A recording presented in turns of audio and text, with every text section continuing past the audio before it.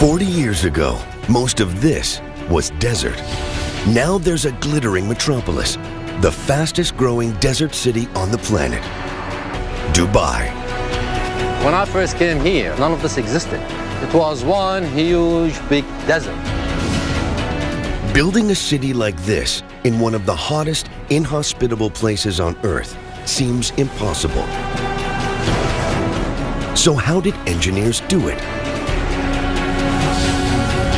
To find out, we will strip the city to reveal its secret inner workings and expose the ingenious technology that allowed engineers to build this jewel in the desert.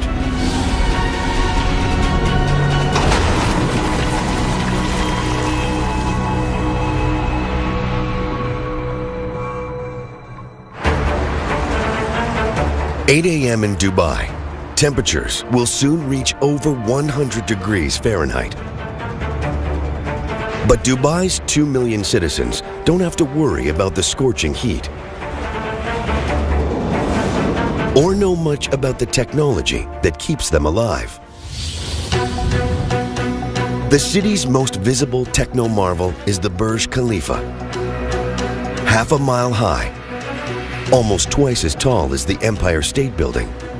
It's the tallest skyscraper in the world.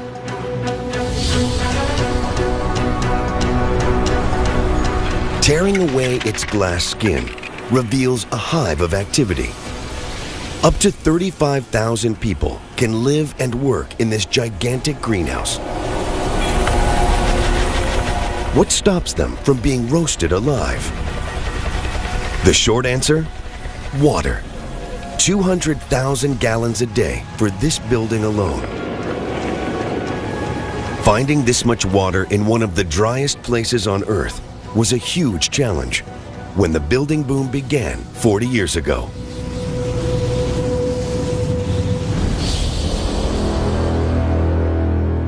There are no rivers in the city and hardly any rain.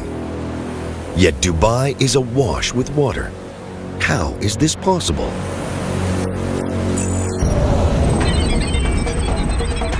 The answer lies 50 miles to the east in the Hajar Mountains. Geologist Catherine Goodenough knows this area like the back of her hand. She's part of a team that's producing an extremely detailed geological map of the United Arab Emirates. We've covered pretty much the whole of the UAE. We've done something like 30,000 observation points. We have to drive every track. We have to try and drive over most of the desert. We've had to climb mountain ridges and walk up wadis. Basically had to cover the whole country. On her mapping mission, Catherine discovered signs that the Emirates weren't always as dry as today. Here in this deep mountain valley, this wadi, we've got evidence of water everywhere that we look. The wadi itself is V-shaped.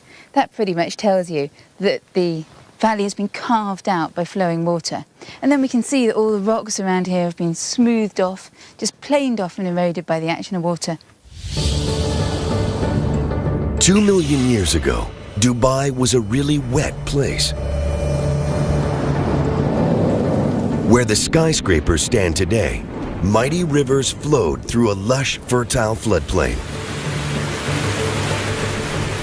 But over time, temperatures rose and the rivers ran dry. As the desert swallowed the area, the water seeped away. But it didn't all vanish. Some of it moved underground. And today, it's still flowing through the rocks deep under the city.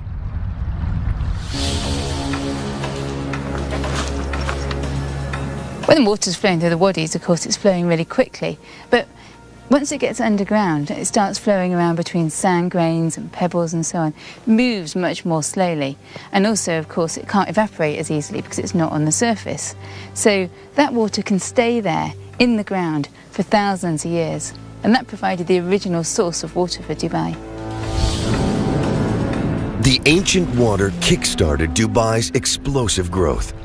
But it's no longer enough to quench the thirst of this expanding metropolis.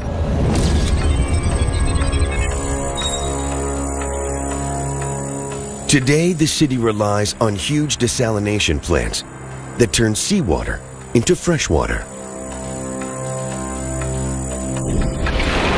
But pumping the water around the city and into skyscrapers like the Burj Khalifa is a formidable challenge.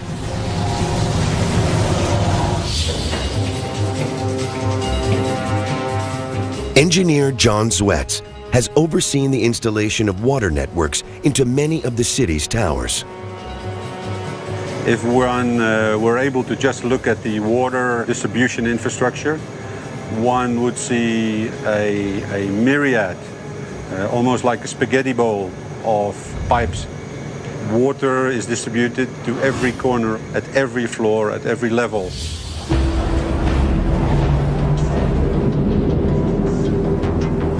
Using a single giant pump to pipe water right to the top of a building as tall as the Burj Khalifa would be dangerous. Forcing water this high up takes extreme pressure, which could make the pipes explode. So engineers pump the water up in stages. First, to a huge reservoir on the 40th floor. Then, to a series of 200,000-gallon tanks, until it reaches the top of the building. Then the water simply flows back down under its own weight.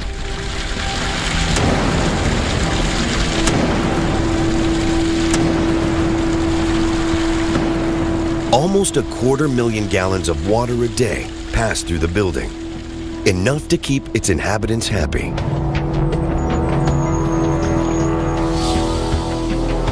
Engineers use this clever technology all over the city. Today, John's team is finishing up the water network in the Princess Tower, the world's tallest residential building.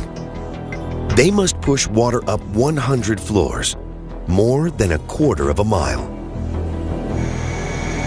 What we're looking at here is the water tank on the 79th floor. When it reaches the 79th floor, it has already been stepped up 3 times. In terms of capacity, what you are seeing here is 300,000 liters of water. If one could strip away all of the layers that hide the water infrastructure, it will become evident just how vast the water engineering in a large city like Dubai is. Dubai has more than 200 skyscrapers, and they're incredibly thirsty. Their glass skins conceal thousands of miles of pipes, sucking millions of gallons of water a minute from pipes buried deep under the sand, shielded from the scorching heat. These steel arteries supply each citizen with 145 gallons of water a day.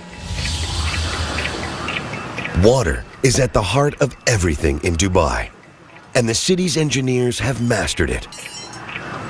Another massive challenge is keeping Dubai's soaring skyscrapers standing tall on the soft desert sand.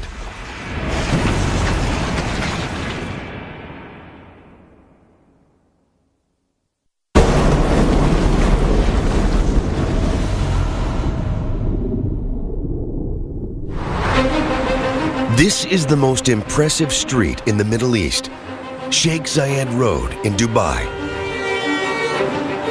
It's crammed with over 50 skyscrapers, more per block than in Manhattan.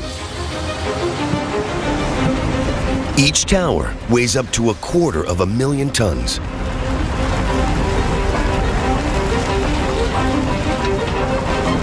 But all around and below them, hidden under the streets and sidewalks, is soft desert sand.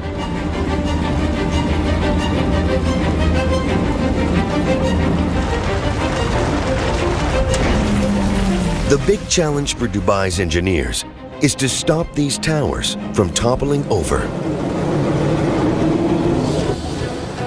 This is the man who knows how it's done, engineer Nasser.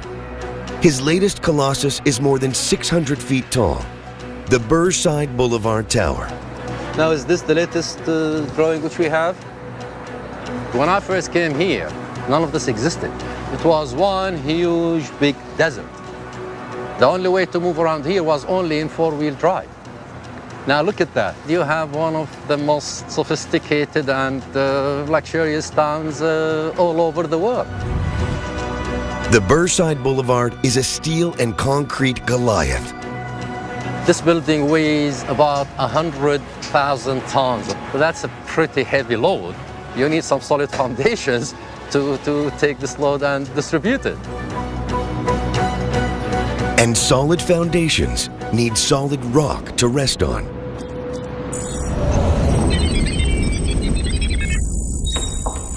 East of the city, in the Hajar Mountains, geologist Catherine Goodenough reveals the origins of Dubai's bedrock.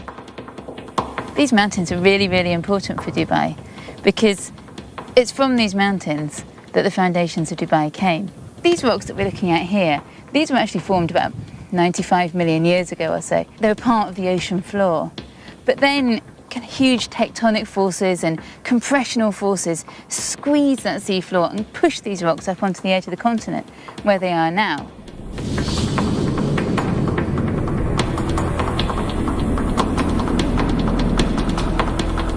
"30 million years ago, a crash of two continental plates thrust the Hajar Mountains 2 miles upwards.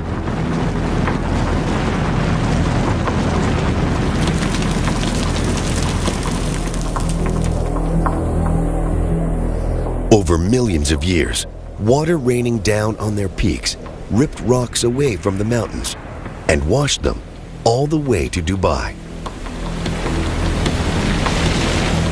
Here, they formed a thick layer of rubble. It's still visible today, where a road cuts through the hills. What I can see here is basically a pile of rubble, and it's made up of rounded rocks like this one. And because they're so rounded, I know that these lumps of rock were brought here by rivers. And what happened then was that fluids flowed through that gravel and started to deposit carbonate minerals. And that's these kind of whitish minerals here. And those carbonates formed a cement. The carbonates cemented the rubble from the mountains into bedrock. Today, this is buried up to 130 feet under the sand. That's why Dubai is one of the toughest places in the world to build skyscrapers. In normal countries, you have the bedrock at a very shallow depth. So then you go into it a few meters, and that would be the length that you require to hold the high rise. This is actually what we are dealing with here when we design. We have to worry about these sands, which are either loose or cemented. I mean, we're talking about such conditions existing until about 25 or 30 meters below the ground. To reach the bedrock, Nasser's team must drill through 115 feet of sand.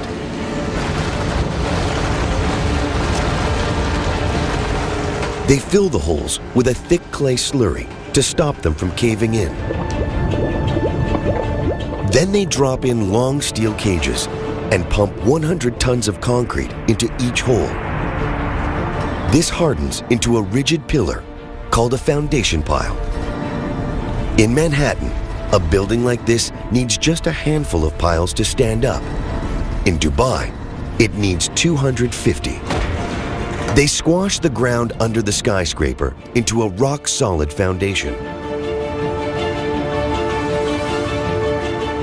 That's the secret of building tall in Dubai.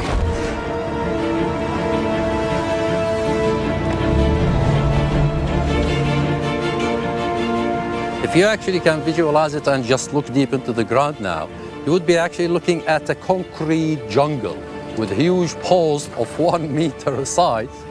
We have about 250 of them under this tower, and they stretch down to about 36 to 40 meters deep.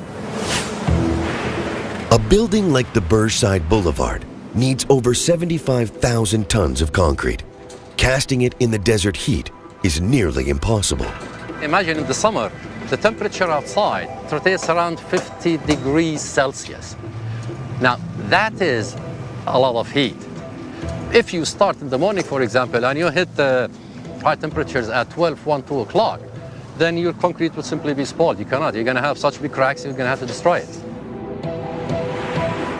Cracks can cause buildings to crumble, so Nasser's team always works through the night to keep Dubai's skyline growing.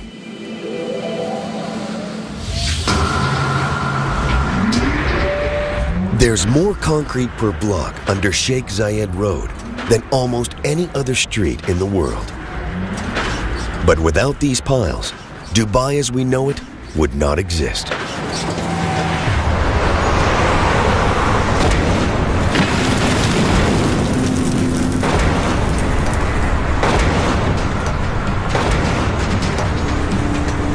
The city's engineers have cracked the challenge of anchoring skyscrapers in the sand.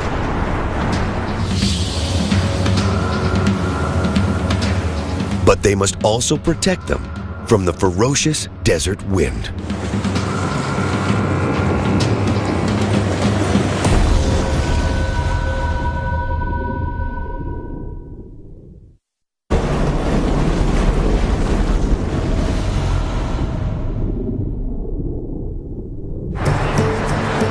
Dubai's extravagance is a magnet for the rich and famous, and this is the place where the wealthiest of them come to stay. The Burj Al Arab, one of the tallest and most expensive hotels in the world. A week in this 7-star palace could set you back $100,000. VIPs arrive 700 feet up on the helipad. Landing here isn't always a breeze. Today, wind speed peaks at 45 miles an hour, a challenge even for former Canadian Forces pilot Don Douglas. We're half a mile back, 300 feet above the alley deck, establishing on final, firming winds again. As we get lower, we'll just kind of load up the blades and anticipate for a little bit of turbulence. There's wind coming on one side of the strut and the other side, and then they kind of merge together, and it causes a little bit of turbulence. We're getting closer and slower, still on glide path, and we're going to start feeling the winds.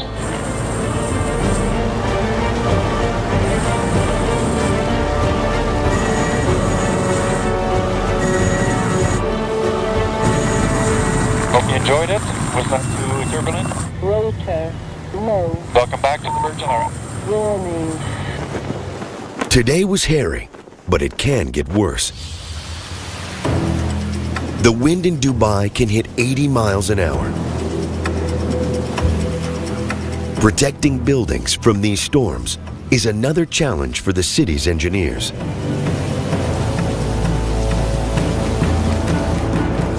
And this is the place where they come to test their designs. Tom Bell Wright runs an outdoor laboratory that can simulate a desert storm. Have you got this beam set up correctly for these guys over here? Tom's job is to test the cladding that makes up the skin of skyscrapers, and he uses an old aircraft engine as a giant wind machine. So this test today will test for everything that Mother Nature can throw at the building. If the system is going to fail, we're going to find out where it fails and how it fails.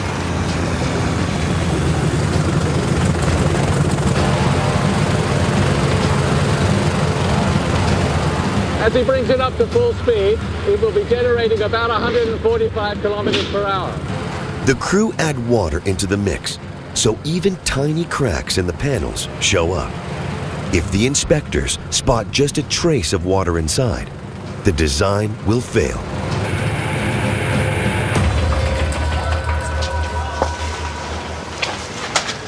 So how'd it go, guys? All good, I'm told. So that's that test out of the way. This dynamic test is a great test, that representative of the real weather that we get. It's the kind of forces that buildings have to be built to resist. But it's not enough just to protect the outer parts of a building. In the Burj Al Arab, the most impressive technology lies hidden under its skin.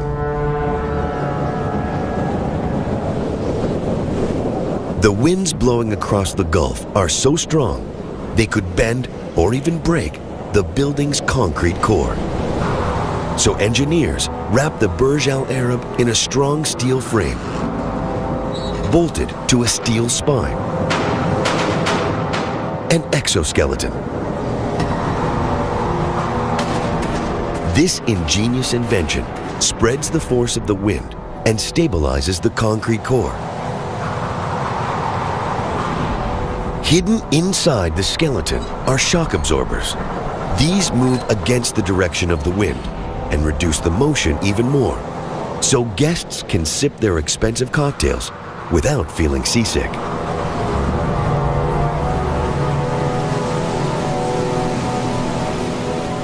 But when the winds blow from the desert, there's another threat: sand. Powerful sandstorms can appear totally out of the blue. They race towards Dubai at ferocious speeds, pelting thousands of tons of sand across the streets. The most violent sandstorms can shut down the city for days.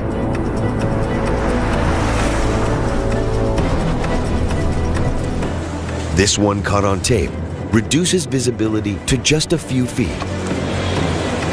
Sandstorms wreak havoc on anything that's not tied down. They clog gutters, stop traffic, and ground planes.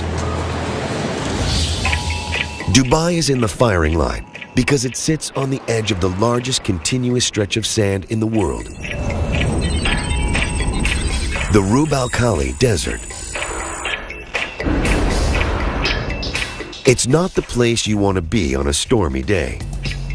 The visibility just drops to nothing, and driving around in the dunes, you've really got to be able to see where you're going. Catherine has ventured deep into the Rub Al Khali on her mapping mission. She's become a master in the science of dune driving. If I didn't deflate the tyres like this, there'd be a really very high chance of getting stuck.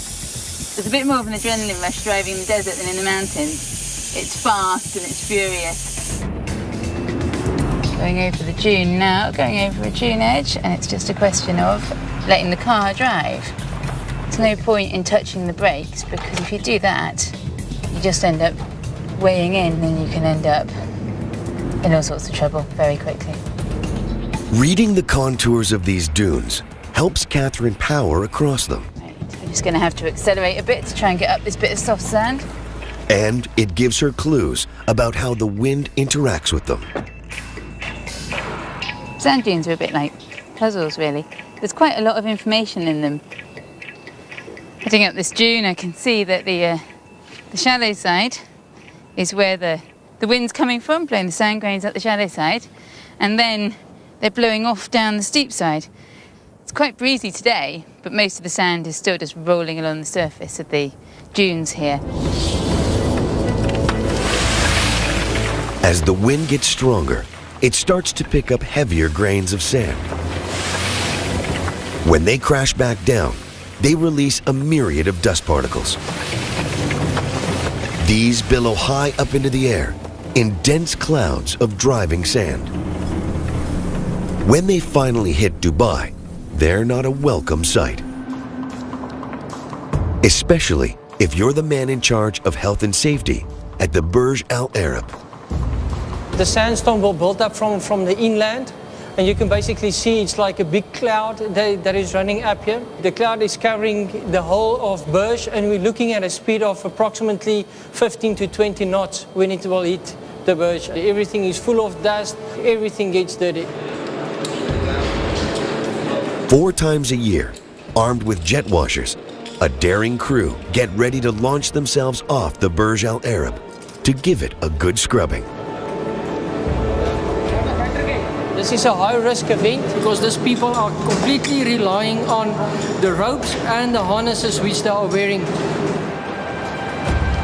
The gusting wind makes this a tough job. It's currently running at 10 knots now, so it's getting very close to that borderline where we need to stop work and get the people back from the sail. It takes 14 nights to wash all the sand off the Burj Al Arab and make it gleam again for the visitors. Most of Dubai's wealth comes from a geological treasure, oil. Extracting it is another major challenge for engineers.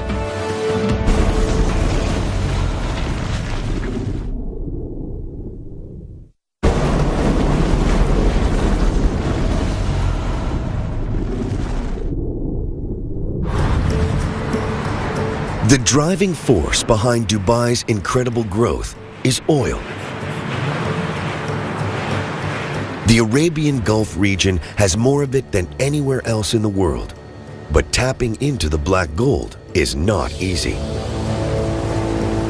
The waters off Dubai can be over 200 feet deep. And then there's up to 2 miles of sand and rocks sitting on top of the oil fields.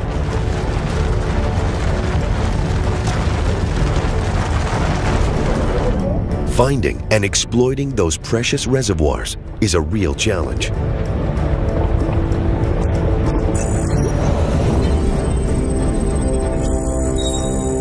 "10 miles from the city, in this construction yard, workers are building oil platforms that can take on the Arabian Gulf. Today, engineer Basil Georgakopoulos is launching a brand new one, called a jack-up rig. The rig that we're building here is specifically designed for this region, the Arabian Gulf, where the water depths range up to about 200 feet. Looks like we're just about to kick off. The jack-up rig is no ordinary oil platform. It's designed to be mobile and hunt for oil. Start rolling, start rolling. Traditional production rigs stand in one spot, fixed to foundations drilled deep into the seafloor.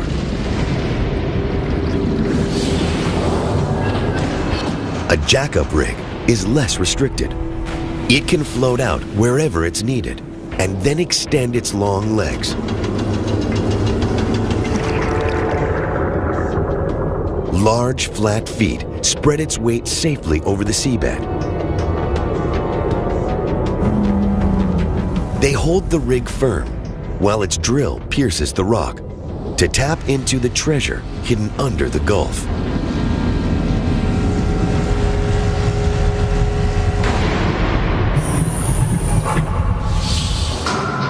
A rig like this costs $165 million to build, and we can have up to 1,000 people working on it at any one time. Such a big investment is only worth it because the returns out here are immense.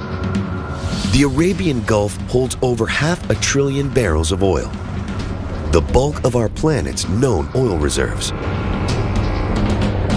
How did so much oil end up in one place? Answers lie 15 miles north of the city, in a shallow lagoon. This is one of the kind of untouched bits of coastline, and I can see kind of zones that would be covered by the tide at high water. The tide has left behind thick layers of algae in the lagoon. It's got very dark, organic-looking stuff here along the tide line. I think this might be what we're looking for.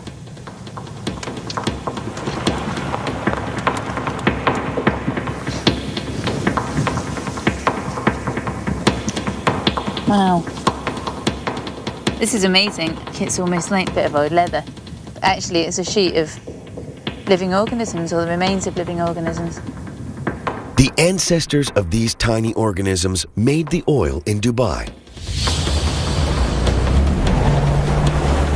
200 million years ago, the area would have sat at the bottom of an ocean.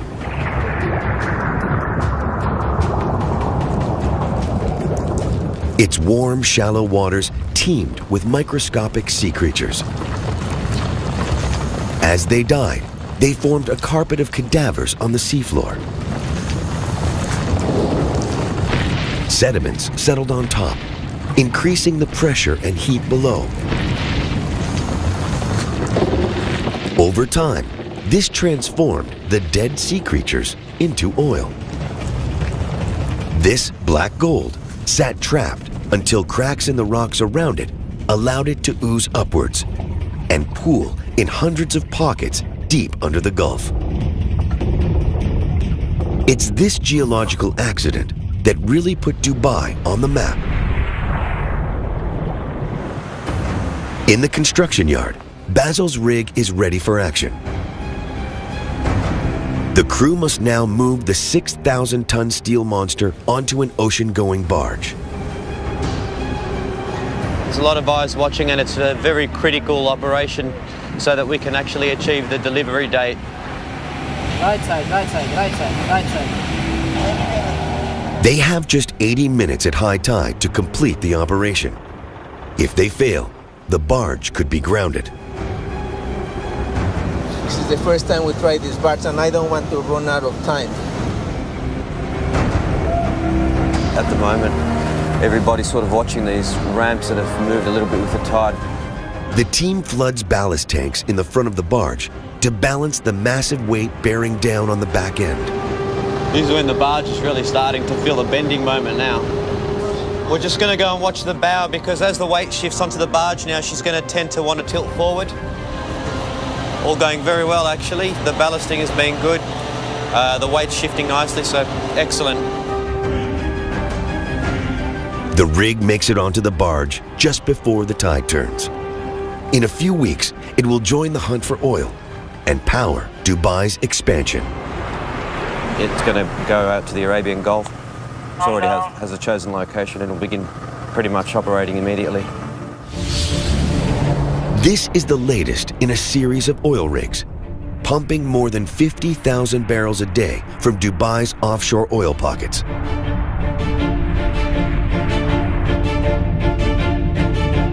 Together, they generate more than $1 billion a year for the city. Oil helped Dubai explode into the thriving economic hub it is today. But as more and more people flock here in search of a paradise retreat, the city is running out of space.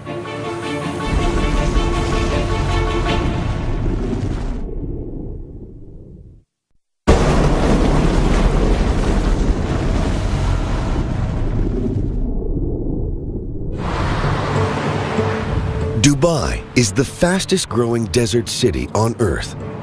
But to attract the super rich and sustain its growth, it needs to offer beachfront real estate, which is in limited supply. So engineers came up with this, the Palm Jumeirah, a man-made island shaped like a giant palm tree.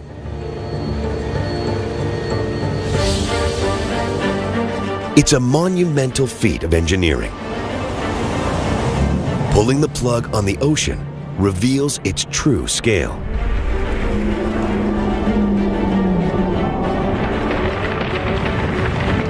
The size of 1,000 football fields. It sits inside a barrier made from over 7 million tons of rock. 150 million tons of sand create space for over 5,000 homes. A luxury island resort built right into the ocean. Akil Kazim has witnessed the island's rise from the deep. This obviously came out of a certain need, and at that point, Dubai did have a very short shoreline that left very little space for luxury beachfront properties. It added 70 kilometers to our existing shoreline. This works very well because it's got a very large circumference. The island not only looks beautiful from above, it also, because of its shape of the fronts, each front has 2 rows of houses. So there's one row going that way and then the other way coming back.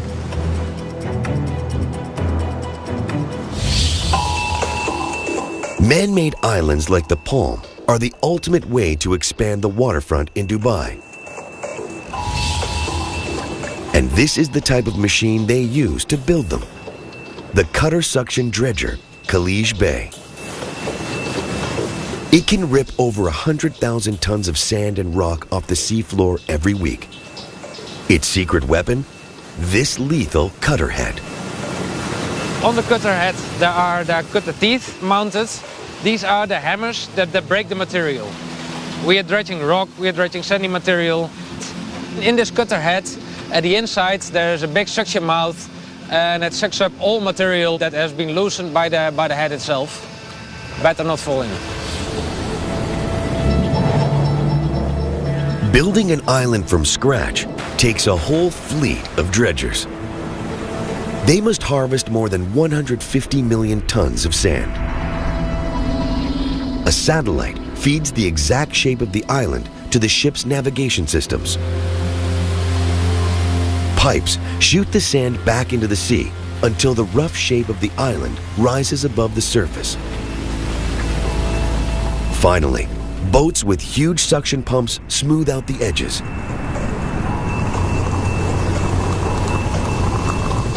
Then the island is ready for people to move in.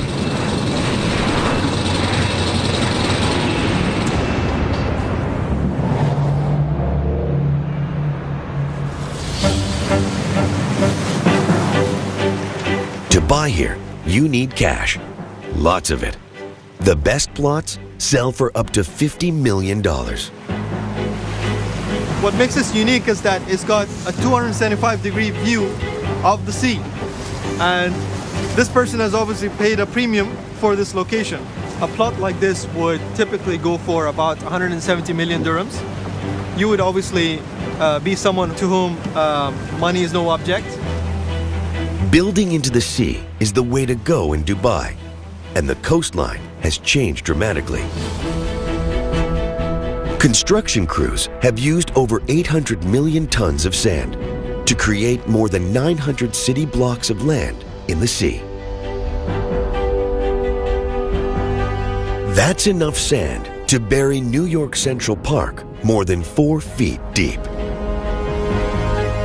The islands have created space for up to 3 million people, and there are plans to build even more. Together, they'll make the city's shoreline 7 times longer than it was.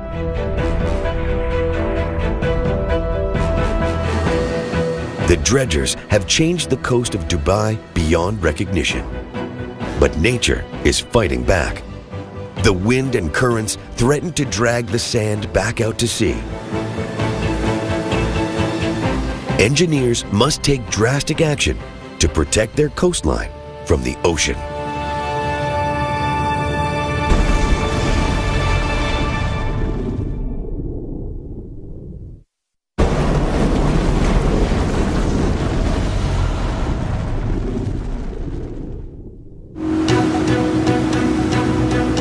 Miles from Dubai's coast, a team of divers is heading for the city's latest mega project. The World Islands, 500 million tons of sand sculpted into a map of the globe. Defending these islands from strong currents and winds is the latest challenge for city engineers. Brendan Jack is on his way to inspect the island's breakwater, a huge wall of rocks that shields the islands from erosion. The team is searching for a recent addition to the site. We're using the GPS to try and find the location of it because we haven't marked it on maps. We're keeping the location of it quiet. This top secret location is the site of one of the most daring projects ever undertaken in Dubai. About here? Okay. 4 years ago, divers discovered a huge coral reef, a rare find in these waters. But it lay at the entrance of a busy harbor, and the corals were dying. Brendan and his team took on the challenge of moving the entire reef to the World Islands breakwater, a seemingly impossible task, never tried before. When the work was done, there was no guarantees of success. The coral we had here was what's called a hard or encrusting coral. It grows very tightly on the rocks. So if you use traditional relocation methods, it wouldn't work here. The reef was the biggest in Dubai, with 22,000 colonies of corals. If the team tried pulling them off the rocks one at a time, they would kill 1 out of 3. So they came up with a radically new technique. They drilled holes into the boulders that formed the reef, filled them with non-toxic glue, and inserted steel rods. Then they were ready for the big move. a crane lifted the boulders from the seabed and tied them to a barge.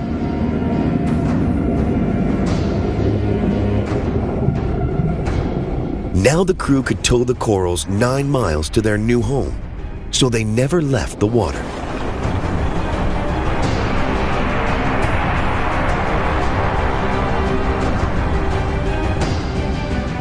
Moving over 1,000 boulders, each weighing around 5 tons, was an epic endeavor.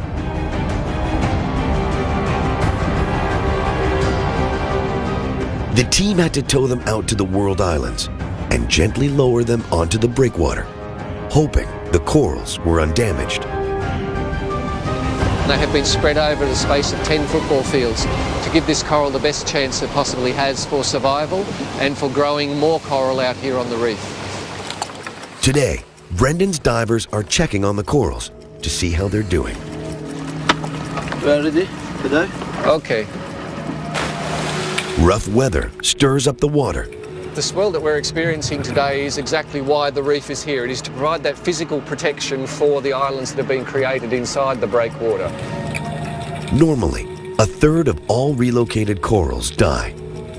But on first count, over 90% on the World Island Reef are alive, a unique achievement. They must be on their way back up. How's it looking? Very, very, very healthy. Good, good. The reef is doing its job. Now that coral is adding to the protection for the existing breakwater that is on the world. So it fulfills a function engineering-wise, but also in terms of jump-starting the ecological growth on the natural breakwater that we have built out here. Moving the reef cost $10 million, but it's money well spent to protect Dubai's coastline. Ingenious inventions like this, hidden beneath the skin of the city, that defend its coast, suck oil from rock, anchor towers in the sand, and pump water up skyscrapers, made Dubai rise up from the dunes and become this jewel in the desert.